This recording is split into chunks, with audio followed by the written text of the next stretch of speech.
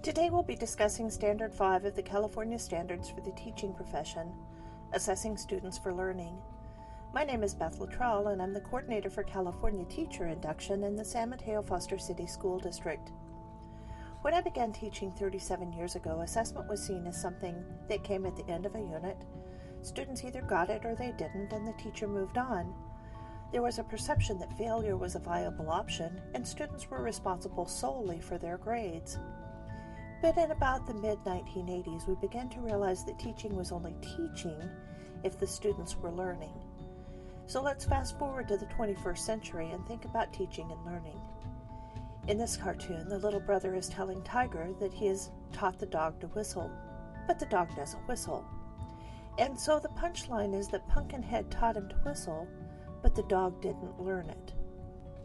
Clearly, the message is that something isn't taught until it's learned. And this is the important message in Cstp 5. We are not assessing students to praise or punish. We're assessing for learning. Inside the standard, there are 7 elements. Element 5.1 calls on us to know the types of assessment and their purpose. Here are 4 types of assessment. Diagnostic testing is used to diagnose what a student knows or doesn't know. Diagnostic testing typically happens at the start of a new unit. This test covers topics that students will be taught in upcoming lessons. Teachers use diagnostic testing information to guide what and how they'll teach. For example, they will plan to spend more time on skills that students struggled with most on the diagnostic test and find enrichment for skill areas already mastered. Formative testing is used to gauge student learning during the lesson. It is used throughout the lesson and is designed to give students the opportunity to demonstrate that they have understood the material. This informational low-stakes testing happens in an ongoing manner, and student performance on formative tests tends to get better as the lesson progresses. Benchmark testing is used to check whether students have mastered a unit of content. Benchmark testing is given during or after a classroom focuses on a section of material and covers either part or all of the content that has been taught up to that time. The assessments are designed to let teachers know whether the students understood the material that's been covered. Unlike diagnostic tests, students are expected to have mastered material on the benchmark tests since they cover what children have been focused on in the classroom. Summative testing is used as a checkpoint at the end of a year or a course to assess how much content students have learned overall. This type of testing is similar to benchmark testing, but instead of covering only one unit, it covers everything that students have been spending time on through the year. These tests are given using the same processes to all students in a classroom, or a school, or a state, so that everyone has an equal opportunity to demonstrate what they know and what they can do.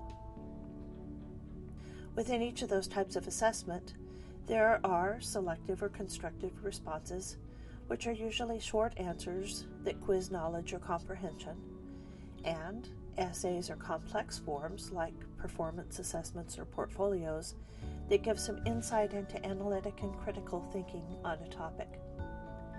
Element 5.2 calls on us to have a variety of assessments and to use collective data to help plan for the next instructional move. Clearly, assessment in this context is to see how well we taught and what we, the teachers, need to do next. 5.3 and 5.4 remind us that we don't do this in a vacuum. Veteran teachers have quite a bit to offer in the practical aspects. Often they've tried something several ways and have found something that works pretty well. But the beginning teacher comes with a new perspective and the current research from the university world. So remember that collaboration is part of being a professional, and make sure that all voices at the table are heard. The other big idea in 5.3 and 5.4 is that assessment is not the end of instruction, but rather the information we need to begin our next step. We have to ask ourselves how we will respond when the student has not yet mastered a skill or a concept, and how we will extend and deepen understanding for those who mastered it early. 5.5 involves students in self-assessment, goal setting, and monitoring progress. This is an outstanding opportunity to teach students to evaluate with criteria and eventually to synthesize and apply their own rubrics to any assessment of learning. And finally, 5.6 and 5.7 discuss the use of technology in administering, analyzing, and reporting the results of assessments to students and their families. I heard Carol Dweck discussing the power of yet. She described a Chicago school where students never failed. They received the grade, not yet. It was a powerful pathway to universal access. Assessment for learning means that each person should get what they need so that if they can't yet see the game, we try again. Using an understanding of the kinds of tests, a variety of assessments, evaluated collaboratively in a PLC with a plan to differentiate and help students and families begin the path towards self-reflection and persistence. Thank you for educating and inspiring students to live, lead, and learn with integrity and joy.